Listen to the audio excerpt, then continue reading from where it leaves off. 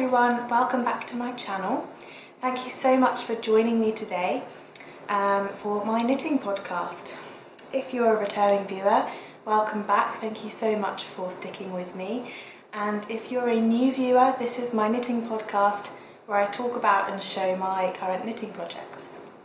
My name is Lizzy and I'm coming to you from Bergen in Norway. And you can find me on Instagram as thenorwenglishknitter, and you can find me on Ravelry as LizzyHut94. I also have a group over on Ravelry called the Norwenglishknitter podcast. I have some threads on there, including the show notes for the episodes, a thread where you can show me what you're working on, and a thread where you can just say hello and introduce yourself. I love getting to know other people in the knitting community, and I love getting to know the people that are watching my videos, so thank you for everyone who's posted on there. I'll also have the show notes for today's episode written down below as well, and I try to link to my projects pages individually for each project. Hopefully you find that easier than having to go to the projects page and look through yourself. So I tend to start off with a bit of a life update, so if that's not your cup of tea, I'll have a timestamp so that you can skip to the knitting content. I felt like when I sat down to record today that it had been a really long time since I last recorded, but I think it's only been about 3 to 4 weeks, so not too bad. I've got to have some time between the episodes so that I can get some knitting done. Otherwise I wouldn't really have anything to show. So yeah, in the last 3 weeks something really exciting has happened for us actually. We went for a trip, me and my husband. So my husband ended up having a bit of time off work unexpectedly. There was one day where he wasn't feeling all that well, so he stayed home from work. Not corona, but his work had introduced some new rules that he needed to get a corona test before he could go back to work. So he ended up having about a week off work because he had to book the test and wait for the results as well. So we decided to make the most of the opportunity, see the silver lining in it, and take a little trip. So first of all we went to his family's cabin. And while we were there, we found a house that we were interested in looking at. So we went for a little road trip to look at this house. So a little bit of a backstory. Since moving to Norway, I moved here about 2.5, 3 years ago now. I am from England, if you can't tell from my accent. Since moving here, my life has changed dramatically, and my life goals and ambitions have changed as well. And I realised this dream that I had of having a small holding, homestead, small farm, whatever you want to call it. So, and when my grandpa died, he died when I was about 18 years old, and he left me some money in his will, along with the other grandchildren. And I thought, I've been thinking for a really long time what to use it on, and me and my husband have been talking about it, and we really wanted to get the farm. We've been looking and looking for about the past year, and nothing was quite ticking enough of the boxes, but we found this place and we went to go and look at it, and we fell in love with it. So we did put an offer on the house, and we got the message last week that we had got it, that they'd accepted our offer. So we're really, really excited.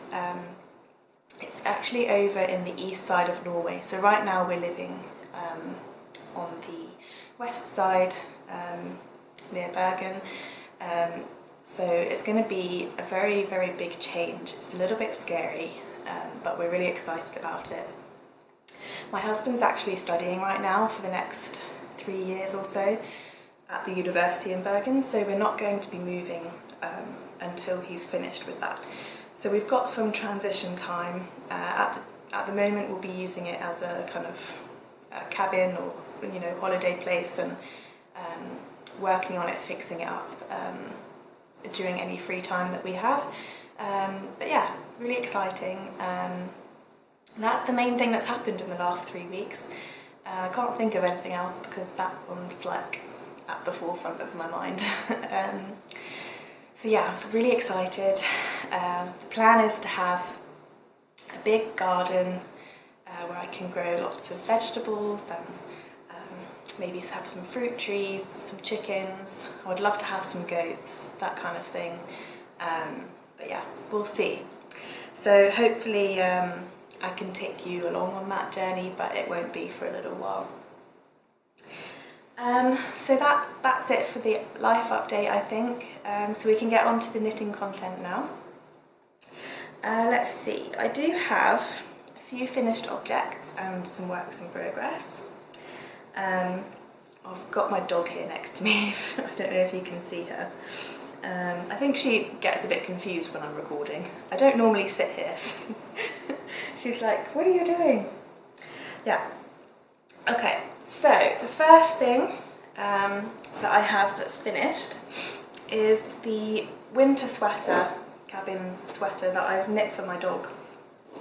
She's a miniature poodle, and I thought it would be good for her to have something to keep her warm in the winter, especially when we go to my husband's family's cabin, which is in the mountains, and they do get quite a lot of snow there.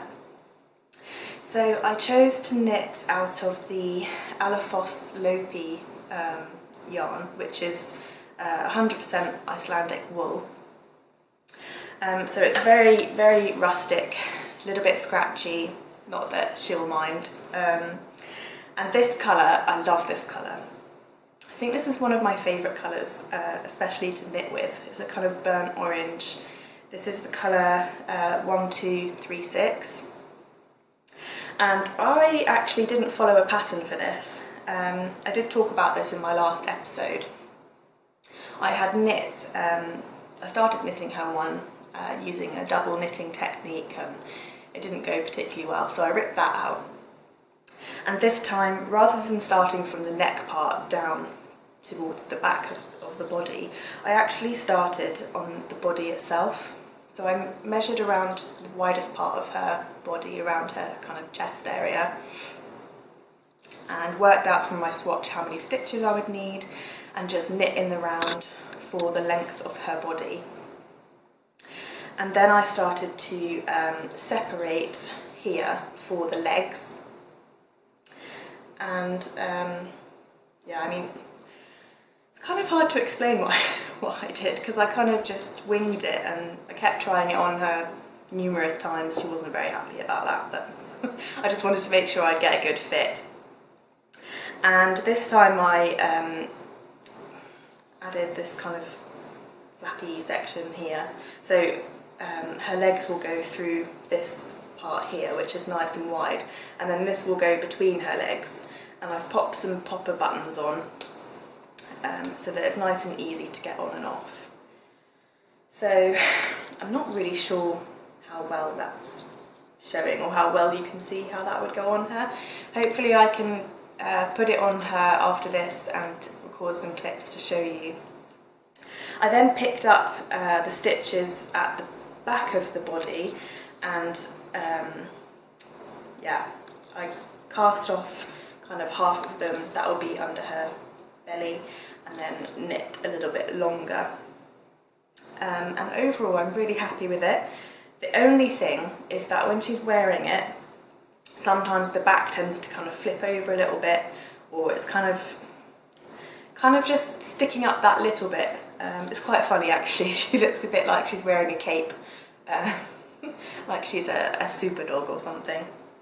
So I don't know quite what to do about that. I do have quite a lot of yarn left over. I think I have about 50 grams left, so these come in 100 gram skeins. And I paid, I think it was like £6.50, 79 Norwegian kroner for this from my local yarn shop. So I thought what I might do is knit her some kind of leg warmers to go with this. Yeah, I'm not really sure yet, but I think it would be a good way to use up the rest of it. So that's the plan for that. And yeah, really happy with that one. It was quite a quick project as well, because it's, I think it's a bulky weight yarn. Don't quote me on that, but I think it is.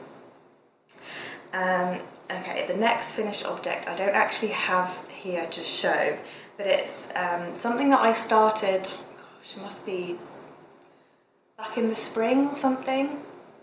I started some socks for my husband out of Drops Karisma, which is 100% wool, because I'd made him a sweater, I had some left over, and he said that he would like some wool socks for the cabin. And I finished the first one many months ago and kind of put it to the side, and I finally got the second one done, but I gave them to him and I'm pretty sure they're at the cabin. But I do have that on my projects page, and you can always check out, I think it's episode 5 that I showed the other one in. So if you want to see that, you can go and check that out. It's just kind of a basic sock made from a DK weight yarn with a little bit of a cable running up the side. In hindsight, I think the cable should have been bigger, because I only did a 4-stitch cable, and I think I should have either done a double cable or a bigger cable, but it doesn't really matter that much. I'm still happy with them. And the third finished object that I have is actually what I'm wearing, this top here. First of all, I want to talk about the yarn that I used. So hang on, let me see if I can find it because I didn't get it out. This yarn I found at my local yarn shop. So every time I go to my local yarn shop, they have this sale section. So I always look there first, just to see what they have and if they have anything that I've been wanting to get for a while or something that I could use. And this was 50% off. And I'd never seen it or heard of it before. This is actually a Swedish yarn. I don't know how to pronounce it, but it's Järbo Garn, and this is called Elise, or Elise. It's really lovely. It's 55% cotton and 45% acrylic. And when I touched this, when I felt this, it reminded me of like suede boots. You know how like suede fabric feels? It kind of feels a little bit like that. And it's a sport weight yarn. So I bought quite a few skeins of this. I think I bought 6 skeins so that I could make a top with it. I wasn't sure how much I'd need. It was 50% off, so I just got 6 skeins. And for a really long time I wasn't sure what to make with this. So I've been searching through Ravelry, trying to find the perfect kind of strap tank top. I wear a lot of strap tops because I like being able to layer them up or not, depending on the weather or how warm it is. And I found a pattern on Ravelry called the Anya top. It's by, I think, Hobbii Designs. So you find it on Ravelry and then you click on the link to go to their website to be able to download it for free. And I knit the size large, and it's actually a fingering weight pattern, but I used this sport weight and it worked out really well. I used 3.25 and 3.5mm needles, and I'm really happy with how it turned out. It's kind of a very basic everyday top that I know I'll get a lot of use out of. The material, the fabric, feels really soft and lovely. The only thing that I would probably change next time is the kind of neckline at the top here. I feel like it's really shallow, and I might, if I make this again, I might make it a little bit deeper. But other than that, I'm really happy with it. It has got a little bit of waist shaping, which I appreciate, but I probably would have done a little bit more waist shaping. Like when I put it on, I can't really notice the waist shaping that much. But I really enjoyed knitting this because it gave me a lot of insight and knowledge into how to knit a tank top like this. One day I'd really love to be able to kind of design my own and make one that's like my perfect tank top for me personally. But for that I need a little bit more experience, I think. But I definitely will be using this knowledge that I got from this one, so I'm really glad that I knit it. And the best part is that it didn't really cost me that much. I think each skein of this is 39 Norwegian kroner, which is about £3.15 for a 50-gram skein. But I paid 50%, and I used between 3 and 4 of these. So I think overall the total cost of this top is around £7 for me, which is just amazing, especially based on the fact that I'm buying yarn here in Norway, and things in Norway can be a little bit pricier. So if you're looking for a kind of summery tank top, I would really recommend this one. There are some different sizes. It's not particularly size inclusive, but you know, you could easily can easily adjust it yourself or grade it yourself if you're into that kind of thing. So those are all my finished objects. Quite happy that I've got 3 finished objects since the last episode. Apologies if you can hear my dog in the background. So let's see, what shall I show next? So I've got a few works in progress. I think I'll start with these, which I have talked about this a couple of times before. These are the Fox Mittens by Eva Norum Olsen, which is a paid for pattern on Ravelry. And I've knit a sweater and a hat with a similar design, and I thought it would be really nice to have the matching mittens. Now, if you've watched my previous episodes, you'll know that I've been having a little bit of trouble with these because of trying to do colour work on a very small circumference. And I had kind of given up on them after doing 2. This was my first attempt, where the thumb is ridiculously big compared to the rest of the mitten, and it just didn't, it wasn't good. And then I did a second one which was a lot better. I omitted the thumb after some comments on my podcast recommending to do that. And this one turned out a lot better, but it took me so long. This took me like a whole day to knit this tiny little thing, and I was just really frustrated with it. So I put it down and I decided I wasn't going to look at it again for a really long time. Then I saw a comment on my episode suggesting they linked a blog post about how to knit colour work in smaller circumference, basically by turning it inside out. And then rather than knitting, normally when you knit in the round you're knitting from the front, and then you turn it inside out and you knit from the back. So you're still doing knit stitches, you're not purling around, you're still knitting around, but then you can manage the floats a little bit easier. So I decided to give it another go using that method, and I will have it linked below in case you're interested. But I'm just not happy with how it turned out. I've got this loop here because I was trying to adjust the stitch tension, and I've decided just to give up. It's not worth it to me. I want to enjoy my knitting, and this is just giving me a headache.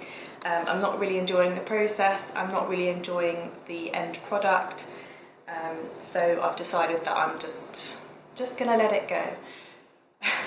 It's kind of painful to do because I've spent a lot of time on it and I really want to have the matching set, but yeah, I don't think I'll be knitting anything in colour work in smaller circumference again, because it's just a nightmare.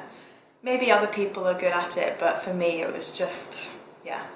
Maybe if I practiced it more I'd get better at it, but I don't really have the patience to do that. I want to be knitting on things that I'm enjoying. So that's that, I finished that one. Don't let it put you off necessarily. It does come in lots of different sizes, like different age groups. So, and I was knitting the 6 to 9 months. Maybe if I was to knit one of the larger sizes it would work out better, but yeah. Okay, on to the next work in progress. Let's forget about that one. Let's see, I'm going to show the socks that I'm making, that I'm working on. You'll remember last time I showed some socks that I was doing 2 at a time. So I've actually finished 1 pair of each sock. So I've got this grey one here, there are shorty socks, and then I've got this yellow and green one. And I actually stopped doing them 2 at a time. I knit the cuff, the leg section, the heel flap, heel turn, and I started doing a little bit of the gusset, but it was just too fiddly and I just decided to do them separately from that point. And I'm actually knitting the second one separately.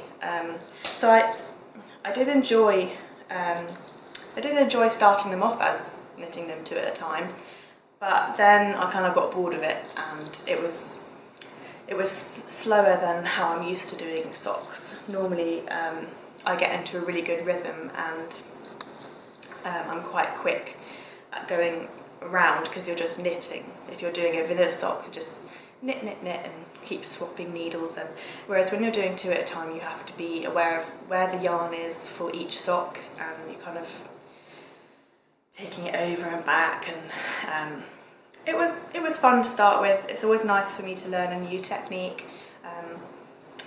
I might do it again in the future if I need a bit of variety, but I just wanted some mindless knitting. One of the reasons I really like knitting socks is I find it very therapeutic, because I don't really have to think too much, and it goes quite quickly, like the rounds go quite quickly. So I'll tell you about the yarn that I'm using.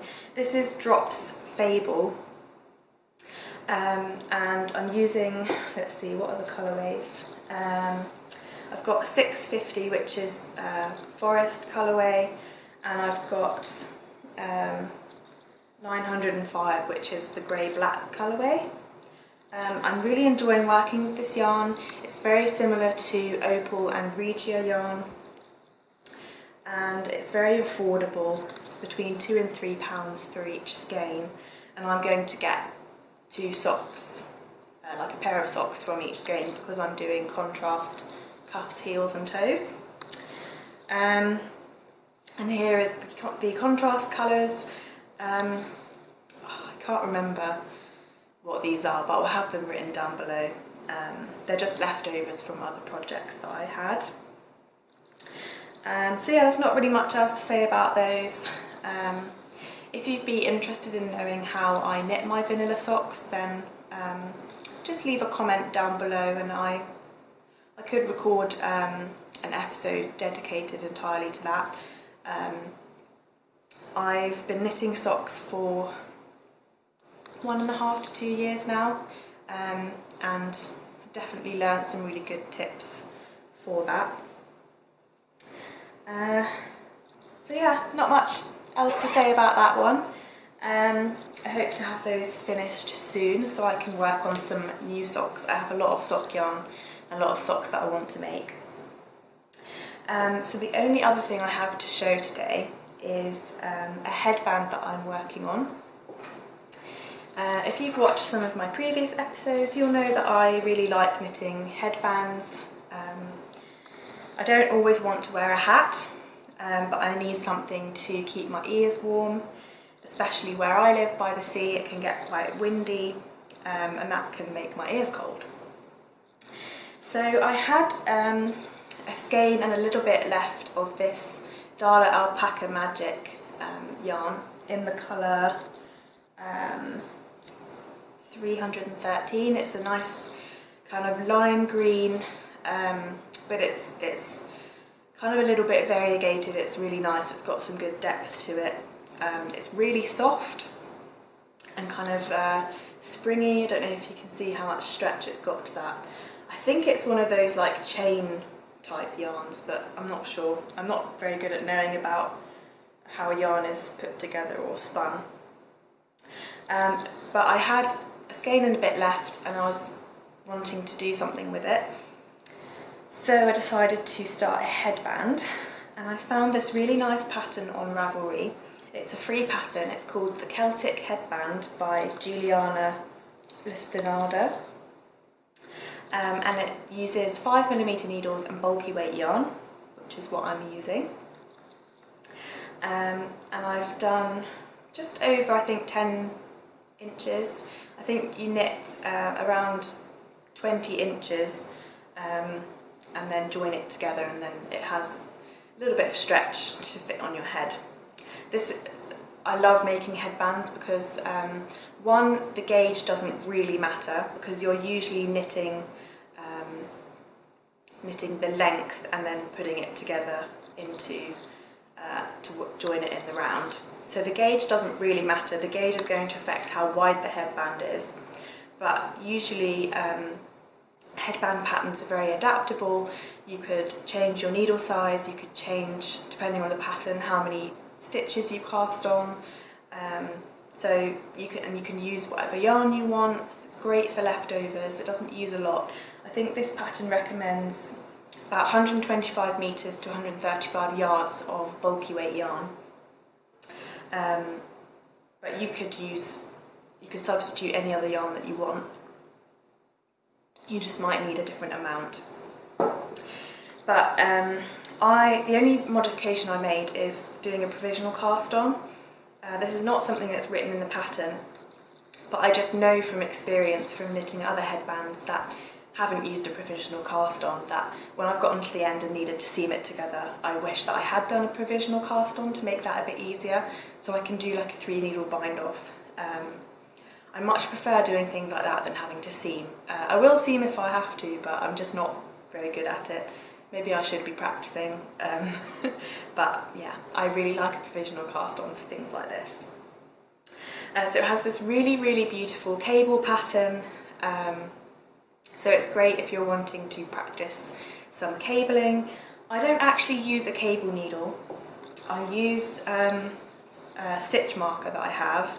I bought these on Amazon. I don't have the box with me, but it was really cheap. Comes in kind of a rainbow of colours, and I just use this to pick up the stitches and either hold it in the back or the front. And then I can transfer it back onto the needle to knit the stitches. So that's what I find works for me. I don't have a cable needle. I would like to try one, but maybe one day in the future, but I'm not going to buy one now. That works well enough. So what else can I say? I don't know really. I just really like it. So it will go around like this. And I'll probably have enough yarn left over that I can do another headband with this yarn as well.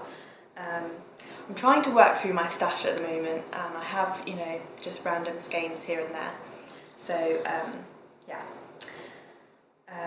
We're coming up to Christmas now. Maybe you want to think about gift knitting. Headbands, great gift knit. They come in, you know, a range of different designs, different yarn weights. If you've got leftovers, it's a really great thing for leftovers, and they don't take much time at all, and you can easily modify the length of them as well. Like if you know someone who's got a slightly larger head or a slightly smaller head, you can just modify the length, how much you knit before you join it together. And yeah, I don't really know what else to say. I love knitting headbands. I love knitting them, I love the end result, I love wearing them, and yeah, so I'm probably going to end up with a whole bunch of headbands, but I'm okay with that. Yeah, I think that's it really. I feel like I've been rambling a little bit today, so sorry about that.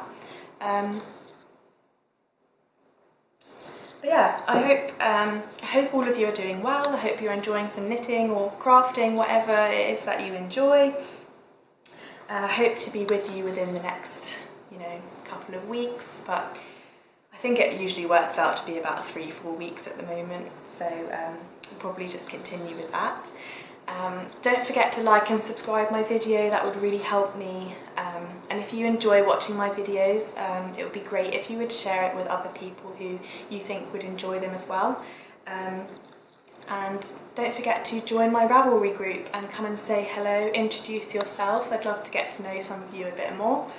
And I hope to see you next time. Thank you so much for watching.